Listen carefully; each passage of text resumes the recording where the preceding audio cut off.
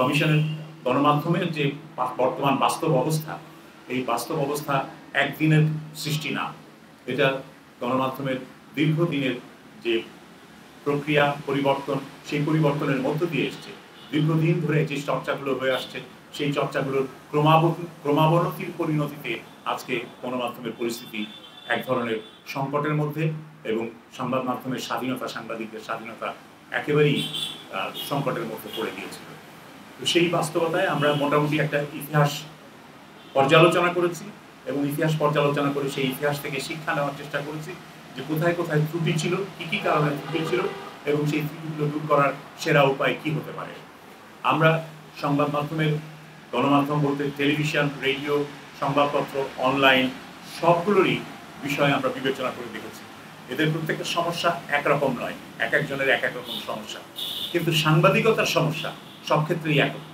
টেলিভিশনের সাংবাদিকেরও যে সমস্যা, পত্রিকার সাংবাদিকেরও সেই সমস্যা, অনলাইনের সাংবাদিকেরও সেই সমস্যা। সুতরাং সাংবাদিকতার সমস্যা, সেটাকে আমরা চিহ্নিত করার চেষ্টা করেছি, সেটা মোকাবেলা করার উপায় কী হতে পারে সেটা আমরা এক্সপ্লোর করেছি, এবং একই সাথে গণমাধ্যমের যে বিভিন্ন মাধ্যমের কথা আমি বললাম, টেলিভিশন, রেডিও, অনলাইন, সংবাদপত্র, সেগুলোরও প্রত্যেকটার ইন্ডিভিজুয়াল সমস্যা কি সেই শিল্পের, সেটা আমরা জানার চেষ্টা করেছি এবং সেটা সমাধান খোঁজার চেষ্টা করেছি। সমাধানের ক্ষেত্রে আমি আগেই বলেছি, আমাদের অতীত অভিজ্ঞতা থেকে আমরা শিক্ষা নেওয়ার চেষ্টা করেছি। একই সাথে ইন্টারন্যাশনাল বেস্ট প্র্যাকটিসেস, আন্তর্জাতিক পর্যায়ে উত্তম চর্চা যেটা, সেটা থেকে আমরা শিক্ষা নেওয়ার চেষ্টা করেছি, এবং সেগুলো থেকে বাংলাদেশে কতটা প্রযোজ্য বা প্রয়োগ করা যাবে, অনুসরণ করা যাবে, সেটা বিবেচনায় নিয়েই আমরা এই সুপারিশমালা তৈরি করেছি। এই সুপারিশমালার মধ্যে আমরা দেখেছি যে বাংলাদেশে একটা বড় সমস্যা, যে এই গণমাধ্যমে কালো টাকা ঢুকেছে।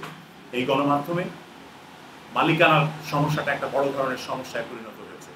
মালিক হয়েছেন কারা আমরা জানি না, কি পদ্ধতিতে তারা মালিক হয়েছেন। মালিক কারা তাদের আমরা চিনি, কিন্তু তারা কি পদ্ধতিতে মালিক হয়েছেন আমরা জানি না। কারণ কোনো প্রকাশ্য, উন্মুক্ত, স্বচ্ছ প্রতিযোগিতার মধ্য দিয়ে টেলিভিশন, রেডিওর লাইসেন্স দেওয়া হয় নাই। অনলাইন পোর্টালের যে নিবন্ধন দেওয়া হয়েছে, সেটাও কোনো স্বচ্ছ, উন্মুক্ত, প্রতিযোগিতামূলক পরিস্থিতির মধ্যে দিয়ে বা পরিবেশের মধ্যে দিয়ে দেওয়া হয়নি। এগুলো সবই দেওয়া হয়েছে নেপথ্যে, যোগসাজশে, রাজনৈতিক পরিচয়ে অথবা অন্য কোনো কারণে।